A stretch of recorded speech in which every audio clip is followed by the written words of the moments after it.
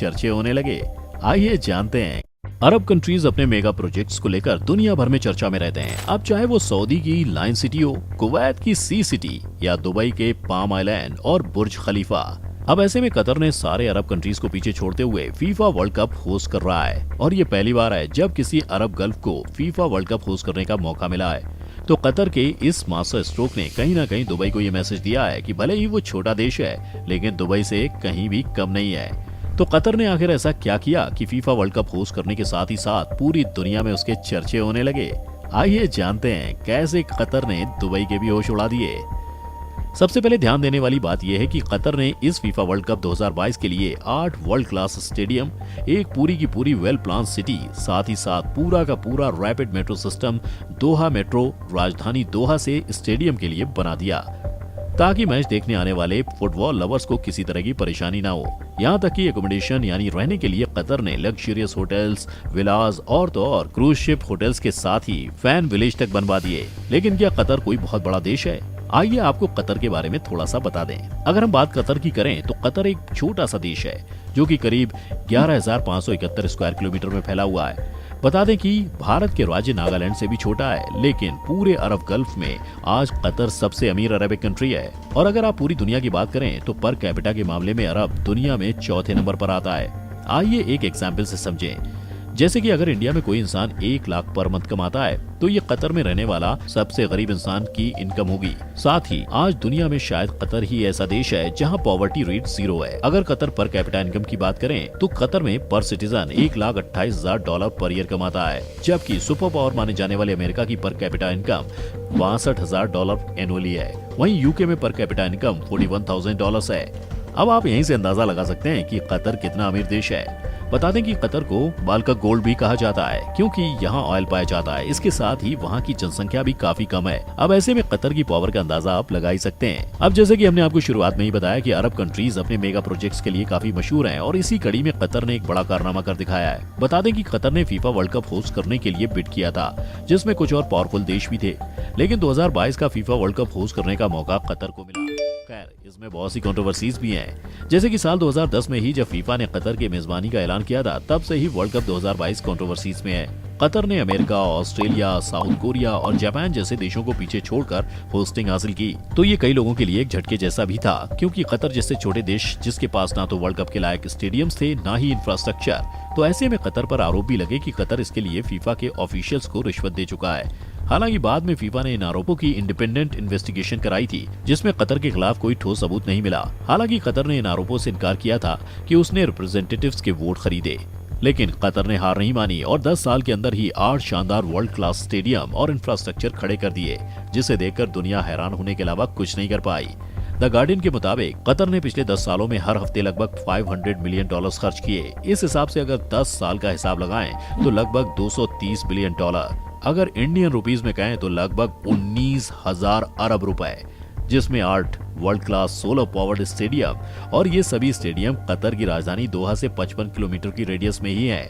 Gulf countries में रेगिस्तान है और यही वजह है कि यहाँ का टेम्परेचर बाकी देशों के मुकाबले काफी ज्यादा होता है। ऐसे में खिलाड़ियों और दर्शकों की सुविधा के लिए स्टेडियम में एयर कंडीशनर लगाए गए।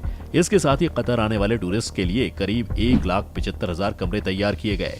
अगर स्टेडियम्स की बात करें तो ये भी दुनिया में पहली बार है कि किसी ओपन एयर स्टेडियम को एयर कंडीशन बनाया जा रहा है। बता दें कि ये काम डॉक्टर कूल के नाम से मशहूर mechanical engineer doctor Saud Ghani ने किया है। गनी के मुताबिक अगर स्टेडियम के बाहर का टेम्परेचर 52 डिग्री सेल्सियस रहा तो अंदर का टेम्परेचर 22 डिग्री सेल्सियस रहेगा। ओपन एयर स्टेडियम के लिए एयर कंडीशनिंग करना एक बहुत मुश्किल काम है, लेकिन कतर में स्टेडियम को कूल रखने के लिए ओपन एयर एसी तैयार किया गया और ये बेहतरीन तरीके से काम भी कर रहा है। और यही वजह है कि इस स्टेडियम में खुला वातावरण होने के बावजूद यहाँ बैठे ऑडियंस को गर्मी का एहसास नहीं होने वाला है। ये टेक्निक बेहद खास है और इसे तैयार करने में कितना खर्च आया, इस बात का अंदाजा लगाना भी काफी मुश्किल है। आइए जानते हैं कतर के इन 8 स्टेडियम्स के बारे में जिन्हें बिलियन डॉलर्स खर्च करके बनाया गया है। सबसे पहले कतर की राजधानी में बने स्टेडियम दोहा में लुसैल स्टेडियम की बात करें। ये stadium Qatar FIFA world cup में सेंटर ऑफ अट्रैक्शन होगा, क्योंकि ये वर्ल्ड कप में सबसे बड़ा स्टेडियम होगा। इसके साथ ही यहाँ गर्मी से निपटने के लिए खास कूलिंग सिस्टम लगाए गए हैं और यहीं पर वर्ल्ड कप का फाइनल खेला जाएगा। बता दें कि इसका कंस्ट्रक्शन साल 2017 में शुरू हुआ था और ब्रिटिश इराकी आर्किटेक्ट जहा हदीद ने इस स्टेडियम का डिजाइन किया है। बता दें कि ये पूरा स्टेडियम पारंपरिक मोती मछली पकड़ने वाली नौकाओं के पतवारों से इंस्पायर्ड था और इसकी दर्शक क्षमता 40,000 के करीब है। दूसरा स्टेडियम है ट्रांसपोर्टेबल स्टेडियम, यानी वो स्टेडियम जिसे इस्तेमाल के बाद पूरी तरह तोड़कर कहीं और शिफ्ट किया जा सकता है। जी हाँ दोस्तों, कतर ने ये स्टेडियम बनवाया है ताकि नई जगह फिर से इसे बनाया जा सकता है। कतर ने अपने इस स्टेडियम का नाम स्टेडियम 974 रखा है। चूंकि 974 कतर का टेलीफोन कोड है, इसका कंस्ट्रक्शन भी 2017 में शुरू हुआ था और वर्ल्ड कप के बाद इसे नष्ट कर दिया जाएगा। अल बायत stadium. Find more than 10,000 healthy recipes on the app. Go download Healthify Me now.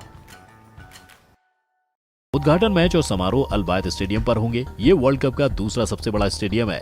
इसे गल्फ रीजन में खानाबदोश लोगों द्वारा उपयोग किए जाने वाले तंबू की तरह बनाया गया था। 30 नवंबर 2021 को इस स्टेडियम को खोला गया था। अगला है एजुकेशन सिटी स्टेडियम। इसे दुनिया के सबसे एनवायरमेंट फ्रेंडली स्टेडियम्स में से एक माना जाता है। ये कतर के एजुकेशनल एस्टेब्लिशमेंट से घिरा हुआ है, जो टूर्नामेंट बंद होने के बाद भी स्टेडियम का इस्तेमाल करना जारी रखेंगे। इसके बाद बात करते हैं खलीफा इंटरनेशनल स्टेडियम की, जिसे साल 1976 में बनाया गया था। इस स्टेडियम का रिन्यूअल साल 2017 में पूरा हुआ था। बता दें कि इसका नाम कतर के पूर्व अमीर खलीफा बिन हमद अल थानी के नाम पर रखा गया है। ये कतर के नेशनल टीम का होम ग्राउंड है। अगला है अल थुमामा स्टेडियम। इसका इस्तेमाल वर्ल्ड कप के क्वार्टर फाइनल तक किया जाना है। कतारी आर्किटेक्ट इब्राहिम एम जेदाह ने मिडिल ईस्ट में पुरुषों और लड़कों द्वारा पहने जाने वाले पारंपरिक तकिया हेड कैप से इंस्पिरेशन लेकर मैदान को डिजाइन किया है।